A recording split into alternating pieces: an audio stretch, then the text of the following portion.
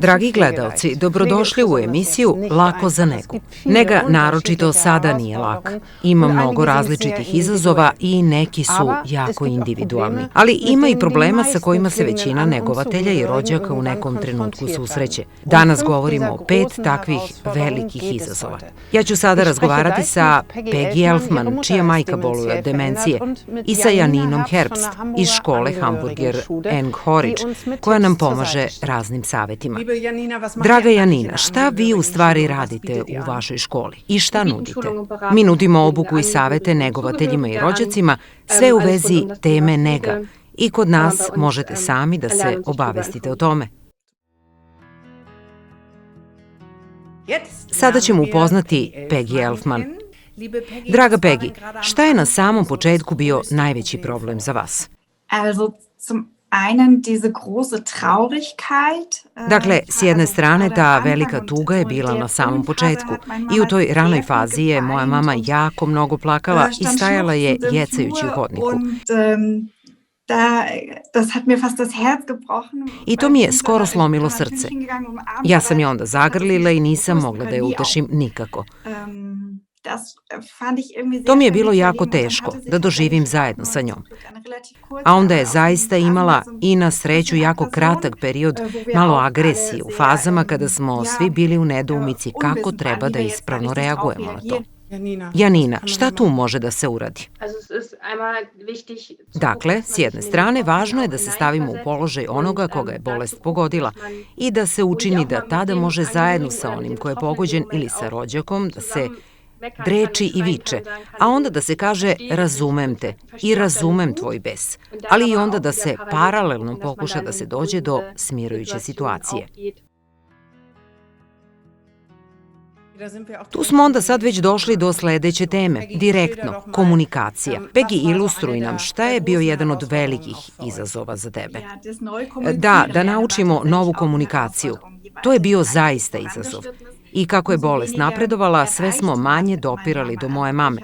Ja sam primetila da kada bi nešto pitali moju mamu, na primjer kod jela ili sasvim banalno, hoćeš li ovo ili šta hoćeš da jedeš, ona ništa ne bi rekla. Ili prilikom oblačenja kada pokušamo da objasnimo, ne, moraš prvo da staviš nogu pa onda dalje, a onda dobijemo bespomoćan pogled i pomislimo. Glupo je da uopšte pokušavam da objasnim nešto onako kao obično, rečima. To više ne funkcioniše. Dakle, ja moram sad već stalno da pričam šta ja radim. Tiče se i komunikacije i olakšava drugima. Imitirati stvari koje se traže od drugih i biti kao ogledalo.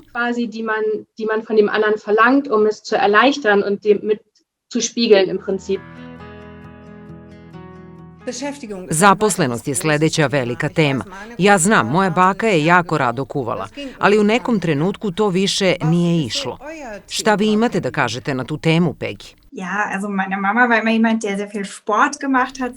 Dakle, moja mama se uvek rado puno bavila sportom. Bila je osoba koja je rado bila napolju.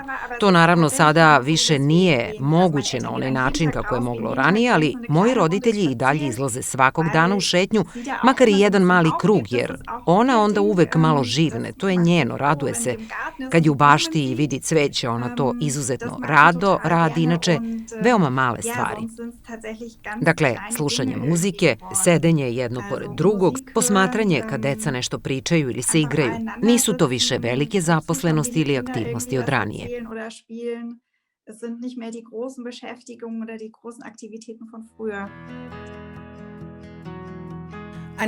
Dalji veliki izazov je kako se sa tim opterećenjem nose u porodici. Kako vi to radite? Kod nas je situacija takva da je moj tata glavni negovatelj. Tačnije, moj brat i ja pružamo podršku. Mi oboje ne stanujemo sa mojim roditeljima, nego pokušavamo da to činimo iz daljine i tu sam ja veoma zahvalna što uzajamno imamo toliko poverenja jedni u druge da znamo da onaj drugi radi na dobrobit moje mame, ali i da se redovno menjamo. Smatram da je to zaista važno.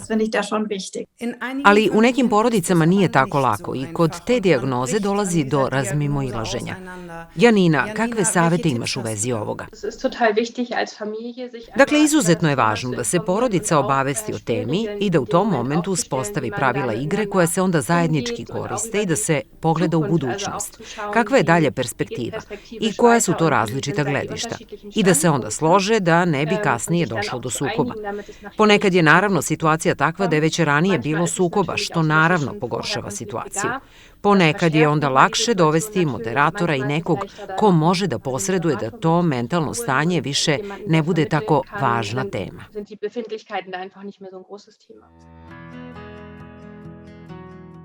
Kako uspevaš da ne budeš sve vreme kod mame, a da pri tome nemaš grižu savesti?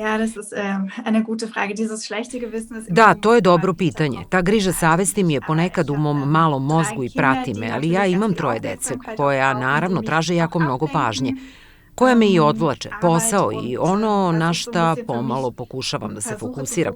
To je da kada sam tamo, prilagođavam se mojoj mami i pomažem, a kada sam u porodičnoj svakodnevici sa mojom decom, da onda zaista pokušam i da se isključim, jer sa stalnom grižom savesti na kraju ne pomažem nikome. Šta možeš u vezi ovoga još da nam kažeš? Dakle, griža savesti je nešto što prati mnoge ljude i tu bi se trebalo potruditi da se mreža postavi tako da ima ljudi koji se brinu o onome koga pogodi bolest i u koje imamo poverenja. Tako da bi onda griža savesti trebala da pokuša da se malo povuče i da čovek sam sebi kaže da je uradio sve da onom koga je bolest pogodila bude dobro i da sam može da se brine o njemu samo u onoj meri u kojoj je njemu samom dobro. Zbog toga bi trebalo pokušati da se iza sebe učini onoliko koliko je to moguće. Draga Peggy, draga Janina, veliko vam hvala za otvoreni razgovor. Dragi gledalci, to su u današnje vreme samo neki od velikih izazova kod neke ljudi koji su se zbog demencije promenili. Nadam se da ste mogli u nekima da se pronađete i da smo mi mogli da vam damo neke savete za vašu svakodnevicu. Svako dobro i do sledećeg viđenja.